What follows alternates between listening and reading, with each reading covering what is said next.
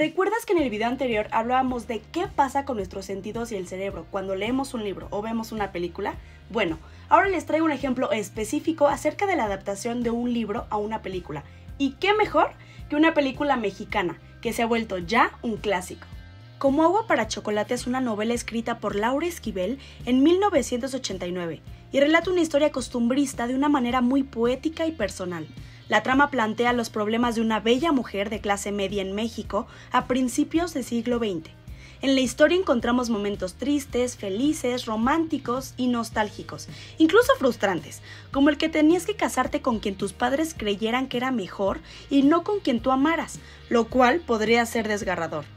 Alfonso Arau, director, actor, músico y guionista mexicano, fue quien adaptó la versión literaria de Esquivel y la transformó en un largometraje. Te seré sincera, la mayoría de las ocasiones no me gustan las adaptaciones de escritos poéticos llevados al cine. ¿Por qué? Como ya comentamos en la primera cápsula, es difícil retratar palabras y descripciones poéticas en algo visual, ya que la mayoría de las veces el director no capta la versión o la perspectiva poética del autor o autora, y no se logra una versión fiel. Sin embargo, yo no sé qué tan conectados estaban Arau y Esquivel en cuanto a relación de escritora y director para lograr una adaptación tan fiel y espectacular.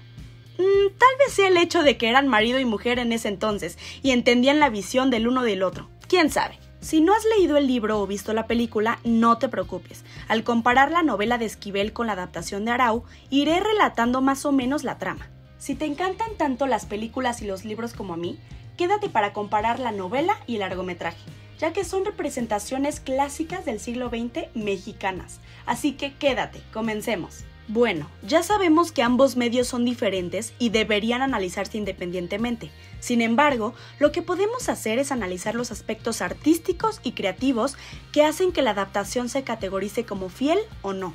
Más que nada porque en una novela hay una extensión libre, pero cada director en las adaptaciones elige qué se mostrará en la película de acuerdo a su importancia o relevancia. Pero en algunas ocasiones esto puede salir muy mal. Sabemos que en un escrito se pueden hacer descripciones detalladas, puede haber más poeticidad dramática y cada director que hace la adaptación elige cómo representar esto. Pero el llevar algo sumamente poético a la pantalla es complicado. Y cuando les digo que cuando vi la película de Arau, teniendo cero expectativas, me sorprendí demasiado y me dejó boquiabierta. La historia de la novela describe la vida de una joven llamada Tita y la interacción que tiene con su familia y con el mundo exterior conforme crece. Cuenta su vida a través de recetas, lo cual podría ser extraño si no fuera porque desde su nacimiento ha estado involucrada en la cocina, la cual se convierte en su más grande pasión y se convierte en la cocinera del rancho de su familia.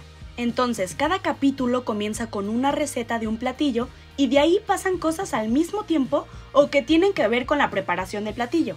Un claro ejemplo es cuando se expresa la tristeza cuando corta una cebolla porque producen lágrimas, y en la película se decía que Tita siempre lloraba dentro del vientre de su madre cuando cortaba cebolla. Entonces, básicamente la novela narra la vida de los personajes que aparecen desde una perspectiva culinaria y cómo van experimentando ciertas emociones por medio de platillos. Tita era la más pequeña de 3 hermanas y como las costumbres de ese entonces dictaban, ella no podía casarse y tenía que cuidar a su madre toda su vida. Pero ¿qué creen? Ella se enamora de Pedro Musquiz y el de Tita, y según él, casarse con la hermana de Tita, Rosaura, para estar cerca de ella fue la mejor idea. ¡Ajá! Muy inteligente, Pedro. La trama se centra en lo que pasa a lo largo de su vida para estar con su amor imposible. Ambas obras tienen un mismo contexto histórico, alrededor de finales del siglo XIX hasta principios del siglo XX, y la trama abarca la Revolución Mexicana, si bien son como 40 años del inicio al final de la historia, y esto aparece bien adaptado de igual manera en la película. Primero hay que dejar algo claro. El realismo mágico es el género literario al que pertenecen tanto el libro como la película, el cual tiene como característica principal mezclar lo irreal dentro de lo cotidiano. Es básicamente una mezcla entre la fantasía y la realidad. Entonces, al leer la novela entramos en una ficción que hace que nuestros sentidos se activen y lo que leemos se hace real y vívido. Cada cosa que vamos leyendo está muy apegada a la realidad, pero de una manera poética. Por ejemplo, lo que me pasaba constantemente al leer la novela era que cada receta que leía se me antojaba o me imaginaba probando esos platillos, ya que las descripciones son muy detalladas. Sin embargo, sinceramente pensé que ciertas situaciones que pasaban en el libro eran muy metafóricas. Incluso algunas veces era muy difícil distinguir si algunas cosas pasaban de manera poética o literal. Por ejemplo, para demostrar el deseo que Tita tiene hacia Pedro, ya que su madre no los permite estar juntos, Tita cocina un platillo con las flores que Pedro le regala y así es la única manera de demostrar su amor prohibido. En esta escena, la otra hermana de Tita, Gertrudis, siente tanta excitación después de comer el platillo de las codornices de pétalos de rosa que cuando va al baño a tomar una ducha para refrescarse, el calor de su propio cuerpo no logra apagar el calor que siente, pero el agua al tocar su cuerpo se evapora y actúa como una especie de catalizador, el cual intensifica el deseo y esta reacción se convierte en un llamado para que un revolucionario acuda a ella. ¡Qué loco!, ¿no? Chécate este fragmento de la novela.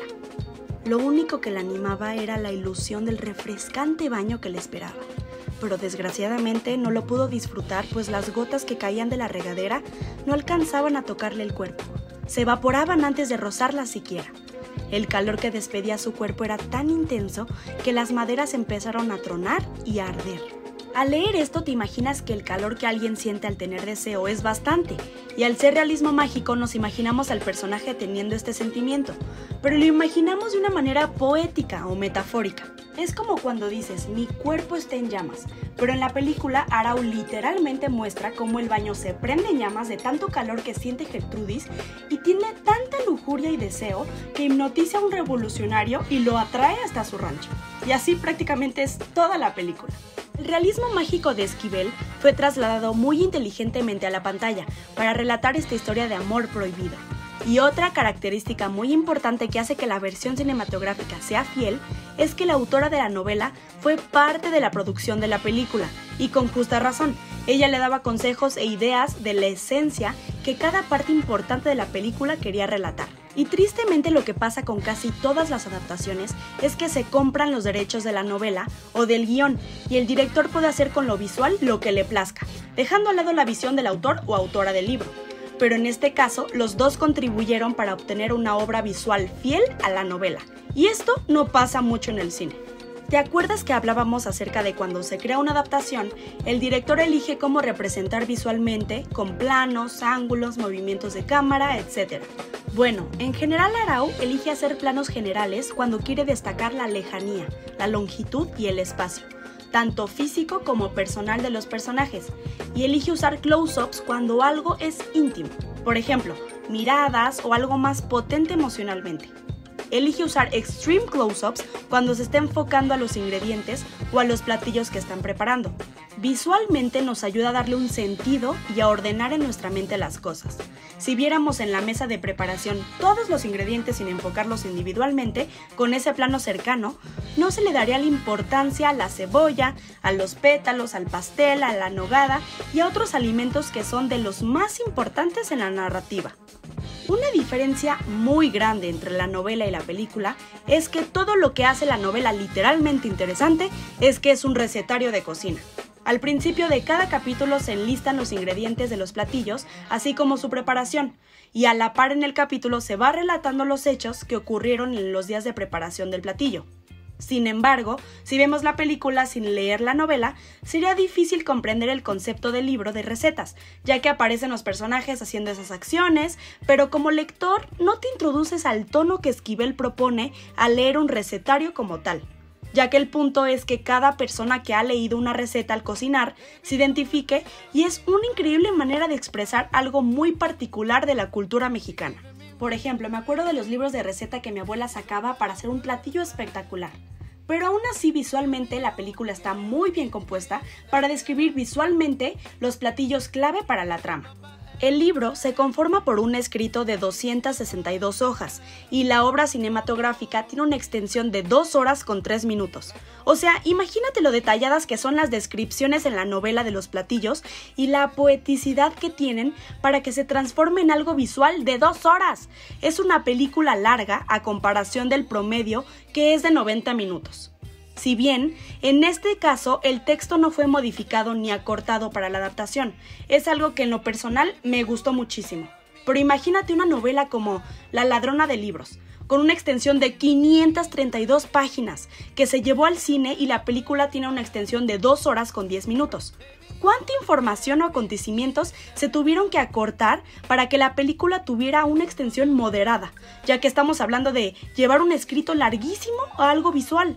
Entonces, hay de dos. O se recortan hechos del libro que no son tan importantes, o se hace un resumen visual.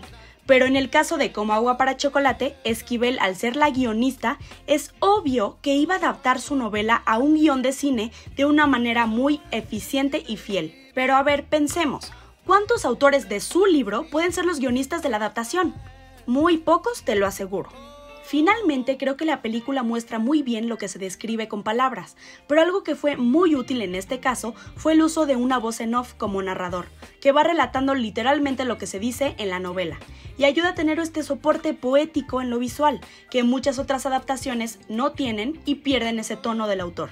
Para cerrar, cuando estaba haciendo el análisis de la adaptación, que tenía la novela literalmente en mi mano al ver la película, comparando varios aspectos, fue impresionante para mí observar que lo que leí era muy acertado. Y es que, como ya vimos en otros capítulos, cuando los lectores nos imaginamos lo que leemos y después lo vemos en pantalla, se cambia totalmente la percepción que teníamos en mente. Pero en este caso, me encantó ver un realismo mágico tan literal y fantástico expuesto en la tele, teniendo muy presente la esencia de la autora, Laura Esquivel. Muchas gracias por ver este video, y si no has visto los anteriores, corre a verlos. Soy Silvana Díaz, estudiante de teatro del Outlab, creando en colaboración con Escena Ensamble.